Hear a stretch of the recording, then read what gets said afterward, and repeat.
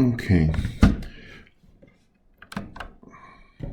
So in this video, we're going to take a look at finding the absolute value of a complex number.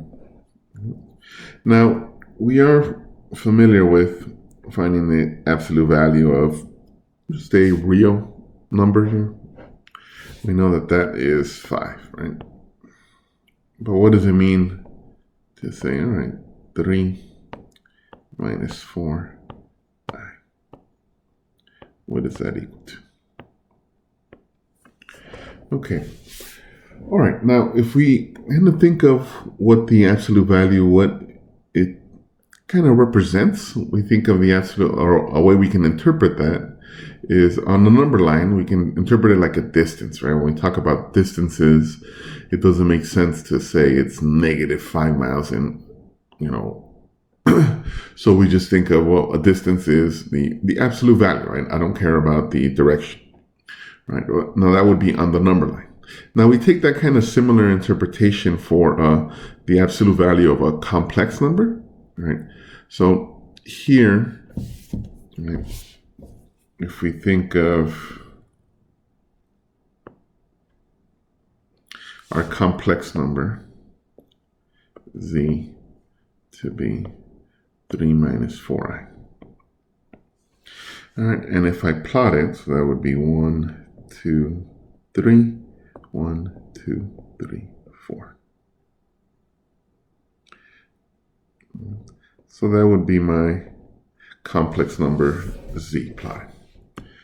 Now, if I take that same interpretation of absolute value as just like the distance from my origin, then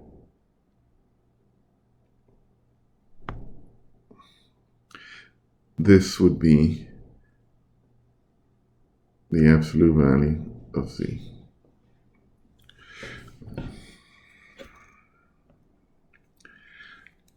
All right, and as we see, well, I do know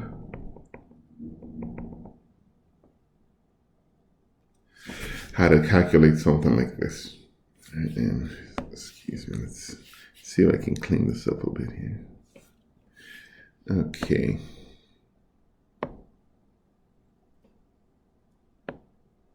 All right.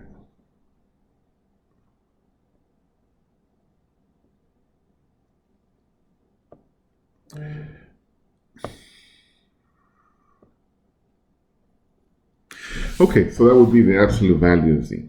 All right, and if we see here, right, well, that's just, we have a little right triangle here where here the horizontal leg here, that's my real part.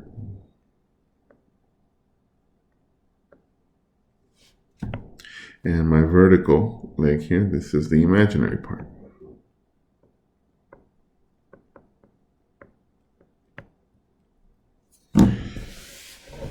Okay, so putting that together and the imaginary, putting that together along with my Pythagorean theorem, I can develop this idea of the absolute value of the complex number, which is going to be we can think of it as the real part squared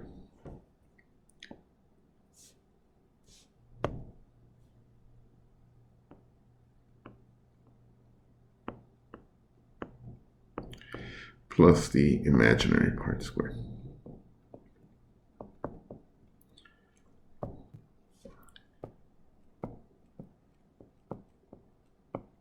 Okay, and then since we just want the absolute value and not the square of the absolute value,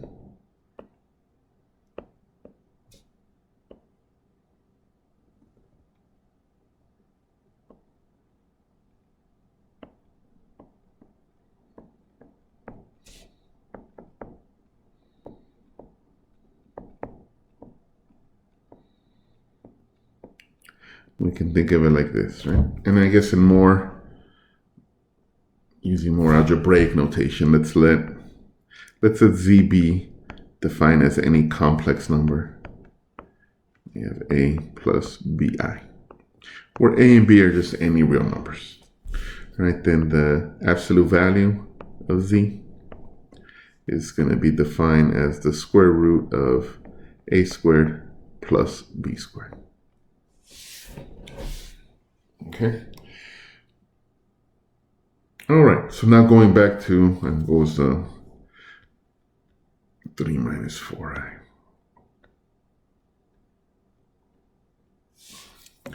Okay, so the absolute value, if we let's say z is equal to 3 minus 4i, then the absolute value of z will be the square root of 3 squared, now be careful here, plus negative 4 squared. All right, and then here we have 9 plus 16 is 25, so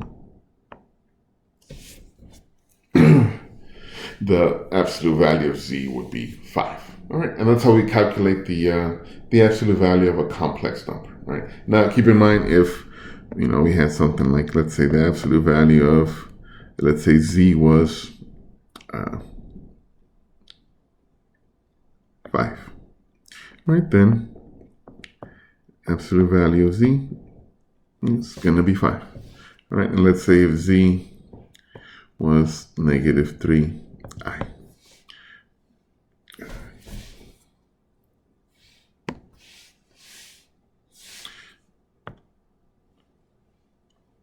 Okay, so then the absolute value of z, right, when there's only one real and one imaginary, or there's only a real part or an imaginary part, then the absolute value looks very similar to how we've been used to it being used in the past, right? Then that would just be 3. Okay, it's only when there's a complex and a real part. Excuse me.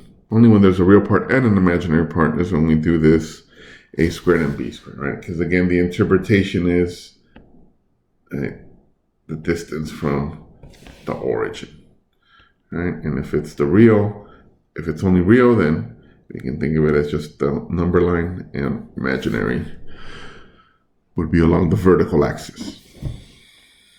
Okay, so that's how we calculate the absolute value of complex numbers.